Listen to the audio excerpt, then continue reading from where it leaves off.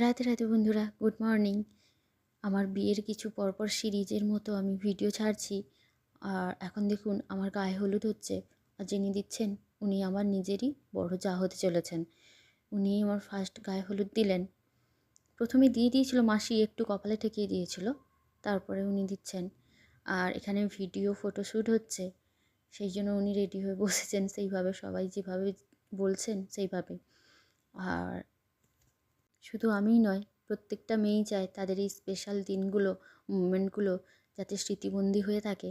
তাই আমি একটা ভালো দেখে ক্যামেরাম্যান বুক করেছিলাম, কিন্তু কেন জানি না ভিডিও ফটো আসার পর খুব একটা পছন্দ হয়নি। আমি যেরকম ভেবে করেছিলাম সেরকম হয়নি, মোটামুটি ঠিকঠাকই আছে।